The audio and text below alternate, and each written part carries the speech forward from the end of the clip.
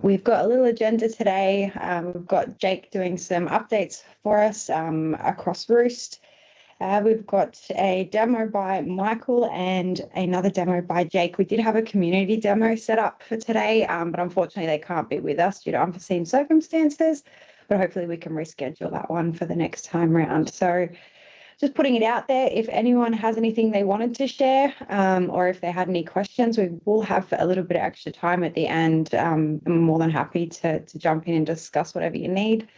Shoot the guys a message on Discord, or you can drop a message in the chat and we'll add you to the agenda. But to kind of kick things off, Jake, you want to jump into some updates there? Yes, absolutely. So hello, everyone. Welcome again to the open mic. It's lovely to have you all here. So first of all, I'll start by sharing my screen. So we'll kick it off here with firstly the July 18th updates, and then we'll go to the July 25th update. So for the updates that have happened in the sort of past 2 weeks, we have had some improvements on crate reliability and syncing across forms. And we also have added some support for custom HTML branding in the core confirmation messages as well. There is also some work that we've done to the Ninja integration now to include actions for ticketing as well as documentation. And per the bug fixes and chores it says here, one of the main ones I wanted to cover today is we have actually resolved the handling of null characters with JSONB data. There were a lot of problems that we were raised to with that happening, but that's now been resolved on the engine, right? We have also fixed Microsoft Graph integration issues, preventing subscription setups for groups and user changes, and removed unnecessary search filtering from sub-workflow views, eliminating the legacy new process feature tag. Coming soon down here, we do have DropSuite, VoIP, and Leader integrations coming. And moving along to the July updates, right? So one of the new features that we have implemented for this sort of month is when a new sub-organization is created and the parent org has the support access enabled, now your sub-orgs will also have that enabled. So before, this wasn't the case. It was a bug, and that's now been rectified with the recent changes that have come this month. Further bug fixes, we've corrected some permissions on the check on crate button, and also fixed missing category fields during crate regional replication. For workflow builder, we've resolved the cannot walk error during workflow revision. So there were a lot of people having issues with this. This should now be rectified. As for the crate maintenance, we've removed the time-saving metrics from the crate details header. App Builder, we've added some new tooltip messaging on the disabled run button. And again, those are still coming in the next sort of few weeks, these integrations here. Now, what Daniel showed off in the last open mic is we now have RoboRewsty sitting in our staging environment. So this is coming in Q3, Q4. As you can see here, it'll initially sit up on the sort of top right-hand side of your instance, and you can sort of ask it questions on the platform. It has all the context it needs to provide you with documentation and information, all native in the platform, right? So this is a bit of a glimpse into RoboRewsty coming into the platform. And again, this is sort of phase 1, and it's coming in about Q3. Moving along to our demonstration here, the first demonstration. So we have actually created additional functionality on the core confirmation email. So essentially, we're going to create an email here that has buttons within it to make changes happen, right? So this has been a very big request, I guess, across the board. And now we've actually got this as a feature within Rewst, right? So I have 3 different examples here. I've got a non-branded example. I've got an example where I've actually removed the footer. And in the final example, I have custom branding as well. And I'll actually show you what these 3 examples look like on my email. So I've already run this workflow in advance. So the first email that I generated was the just default email, right? This will take me to the default site for Rewst. In the secondary email, you can see here that I've actually removed the footer. And in the final email, I've actually got here custom brand as well. This actually directs us to, I believe it's Yahoo. But essentially now you can have custom branding in those actions, right? A little bit of a caveat here is we do recommend visiting the documentation to actually see the sort of fine details on how this works, right? We do also have examples of some CSS, right? So you can also reference this when you are developing these things for your own environment. Cool. The last thing I'll talk about here is actually an update on training and education. So now we actually have our LMS embedded into the main sort of portal here at the docs.rewst.help. So you can see here we have a direct URL to the Rewst onboarding courses, as well as process engineering and the basics of automation. So that's now sitting here natively. And as for the further updates with training, we do have some shout outs here. I believe these people are mainly coming from America. But in this week's update, we actually have made changes, but it's going to be an Easter egg hunt. So we're going to leave it up to you to come to us to tell us what's changed. And yeah, please feel free to come into the CluckView Discord channel if you have noticed any changes on the LMS platform. Cool. Now I'll hand it back to Sarah. That's my first portion of my talk conducted. Thank you. Thanks, Jake, as always. Let's head across to Michael. Thanks, Sarah. Hi, everyone. I just wanted to share a quick workflow with you. I've seen a few people asking how we can upload data via binary data to different platforms via Rewst. As some of you may have run into, we currently can't do that using Ginger or in the Rewst platform itself. So we can use the PowerShell interpreter to do this. And firstly, I just want to give a huge shout out to Thomas Hull, who I had the pleasure of working with this on and implementing it. So he did a lot of the heavy work here, and I'm just showing it off. But let me share my screen. One moment.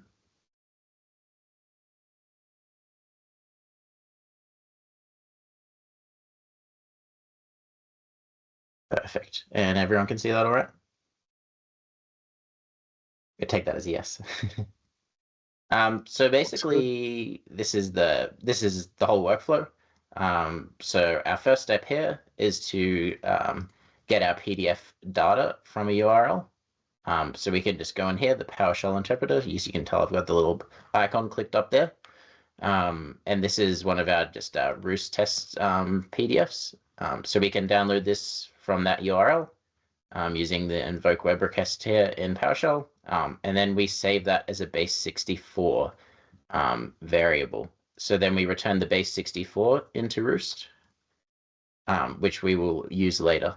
Then we go through and we get all our SharePoint details. So we get our SharePoint site, we get our SharePoint drive using the site ID. So we're listing all of the drives underneath that. And then we get our folder here. So from all of those drives, we select our documents folder. Then we get our subfolders from that documents folder. So we go in here, we have our drives, our documents folder, and then we get the children from there. And then we can select the name of the folder that we want to add our document into under here. Okay. Just freeing it up for me. And then our final step here is to create a SharePoint upload session. So we use all of the information that we've gathered from the previous steps. So we get our documents folder and then our sub-documents folder. And then this is just a UUID to make sure all of the documents have a different name. And one of the cool things about this is, as you may know, the PowerShell interpreter runs in the parent context. So it'll run as your MSP org. But because we're getting all of the SharePoint information and we're creating the link in the workflow, you can actually run this as any of your customers. So you can upload to any of their SharePoint sites using this. And that leaves us to our final step to upload the document. Okay. So all we're doing here is we're getting the base64 that we created earlier in the workflow. We convert that into binary data. Then we set our chunk size. So this is all required by the SharePoint API so that you can upload it. We set our upload URL to the SharePoint upload session link that we created earlier. And then we loop through our binary data and we upload that to the SharePoint site. So I'll show you what it looks like in action. So if we test this now. And it can take a little while to run depending on the size of the document. So I think this one is about 15 megabytes. So it takes about 30, 45 seconds to run the upload from PowerShell. But let me share a different screen.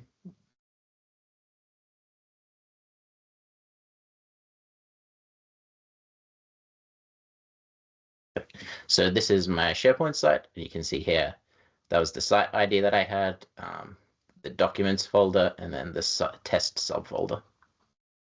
And if we give that a little bit of time to run.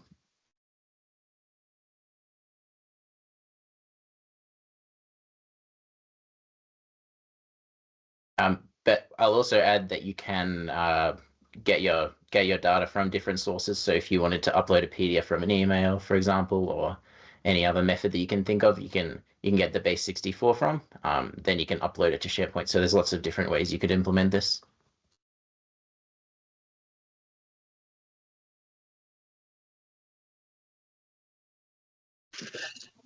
And there we go. So we can see there that my document's being created, and I can open that up. And it's all working there now. But yeah, that's pretty much it for my my presentation. Does anyone have any questions?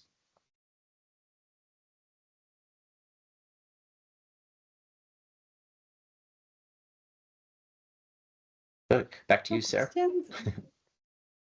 Thanks, Michael. All right, cool. Let's jump back over to Jake when you're ready. Cool. All right, so for my second demonstration, I'm going to be going through how to actually incorporate an app builder URL into Halo PSA. So this specific example is for Halo PSA. So they've just got a Ring doorbell that only connects to a 2 gig. Sorry, I have to just mute it. Sorry about that. So this specific example is for the Halo PSA. But if you wanted to actually understand or want to know how to do it for different PSAs, we'd be more than happy to know and understand if you want to see tutorials for other PSAs. So we'll start off here. I'm currently in my app builder portal in my environment here. And so I'm going to be incorporating this URL into app builder, right? So when you come into Halo PSA, you go to the configuration, under configuration, custom objects, and then custom tabs, right? So there's quite a few that are already here. I've already made one, so I'm going to go into this, but simply you would go and create a new tab. So I'm going to go here. I'm just going to edit it to show you what it looks like, right? So we'll name the tab something with Rewst in the name, just to make it, agnostic to Rewst. The sequence is actually what position the tab will reside in. Because I have a few tabs, you'll see that it's not actually in position 3, but normally it will be in the position of the sequence. Now, for the type, we're actually going to be utilizing an iframe. So we're actually embedding the URL into the PSA. We're signing in via SSO, and then we can get served with the domain and the portal from Rewst, right? So iframe for the URL, I'll simply just paste it in the URL that I grabbed from my portal itself right here, right? And I haven't specified a secure parameter for the URL, but you're more than welcome to do so as well if you'd like, right? Secure URLs. So I'm just going to cancel that. Now, I'll go to a ticket, right? I've already got one preloaded here. And what you can see now is we actually have a Rewst tab right here. Now, if I press on this, you normally need to log in. I'm actually cached, so I'm already signed in.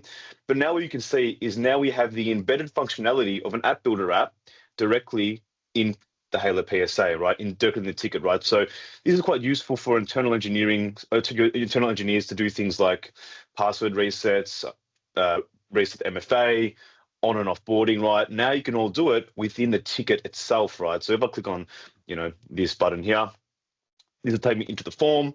Now, these forms for me aren't actually activated, but for you, they will be. But essentially now I can actually go in, I can interact with the, back end of Rewst, but on the front end of Halo, right? So that's a pretty cool thing to have going. But yeah, if you wanted to see this on other PSAs, I'd be more than happy to also demonstrate that as well at a later point in time. But that concludes my demonstrations. Are there any questions based on what I've just gone through?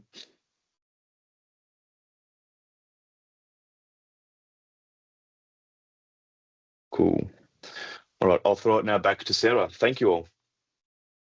Nice. Thanks, Jake.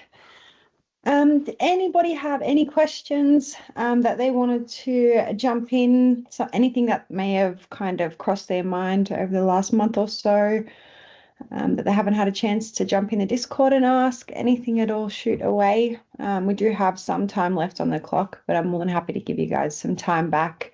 We did have another demo scheduled for today, but unfortunately they couldn't make it. But yeah, shoot away if you have any questions, or does any of the team have anything that they wanted to jump in and let the community know?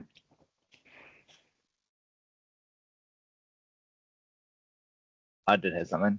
Yeah. Now that it's September, how far off are we getting the AI making our workflows for us? Go on, Ray.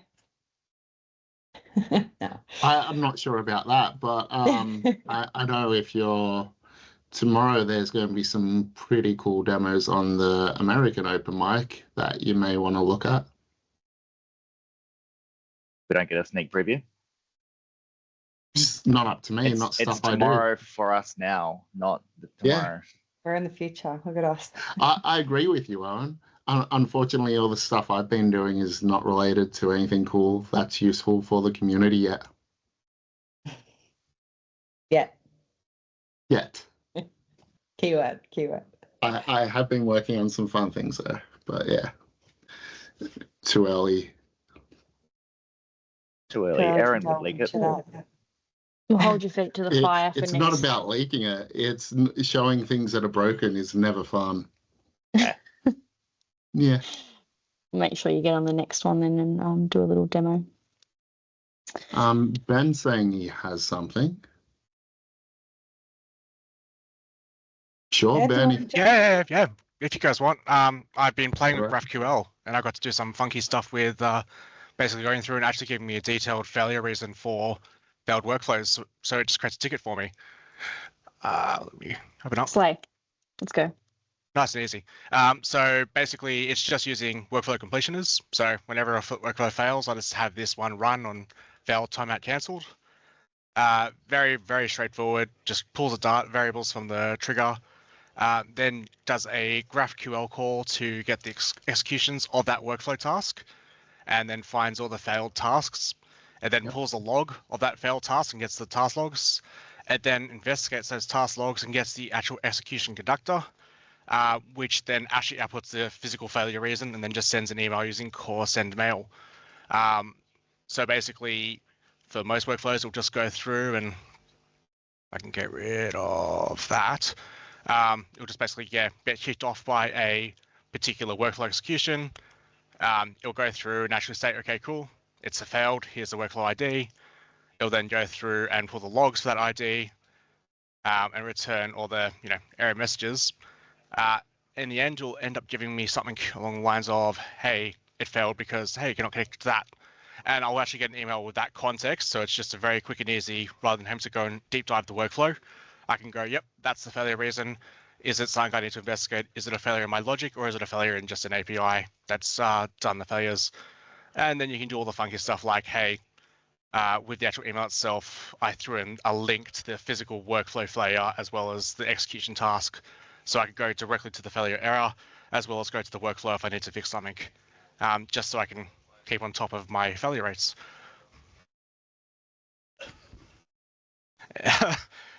Yeah, happy to share. If you have access to the GraphQL, that's pretty easy. I'll throw it on the GIF and share it out. Nice. Yeah, Jake, sorry. I raised my hand by accident, but look, that's a great workflow. Thank you so much for sharing that. We all appreciate that. So that was, I guess I'm ready to say thank you. So thank you. So good. Perfect. Thanks so much So for I might as jumping well in. ask quickly, Ben. So how much time has it been saving you so far since you set it up? I have quite a low failure rate, so not that much. But for me, it was more a case of I was sick of coming in, seeing an error saying workflow failed and then not knowing. So I wanted to know exactly why before I actually jumped into it. It's only run, like, since I've implemented it, and that was, 2 weeks ago, I've had one failure that I actually care about. Because I only set the. That's a lot more impressive, and yeah. I You clearly just not look at trying Owen's hard face right now. One failure. I've had more than that since this call started. Look, I don't monitor my dev ones. Yeah, I only monitor my production. my dev ones, you know, it's not unnormal for me to see 100 failures in a day. But no, part of my thing has been all about reporting, especially with like I even now have that is now generating end of week change portal for my team, so they know all the changes in Rewst as well. So Graph is fun. Brilliant. Thanks for sharing that. Nice. Did anyone have any last questions?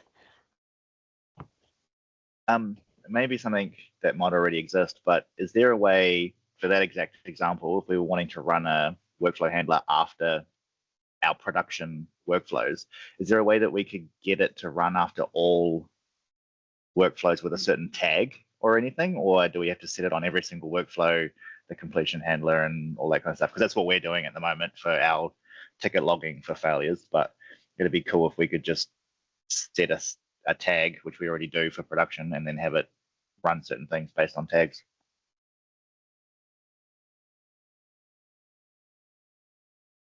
You could probably just set it as a scheduled task to check all your workflows and pull for any failures with tags. But again, as a direct response, probably not at this stage, I would think. I mean, I could be wrong, but even if you said, oh, you know, every hour run that, pull all failed tasks and with the tag, blah, and that would just send you an hourly digest. Yeah, so out of the box, the answers are no. Not right now. There's no easy way to just select tags.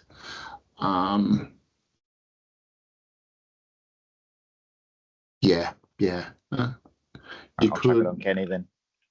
Yeah. It's a great idea.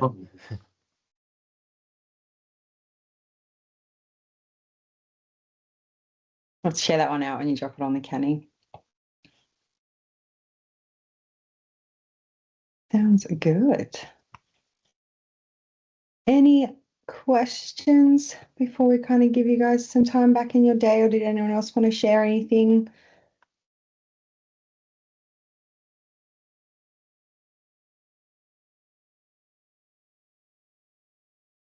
Thank gosh for Friday.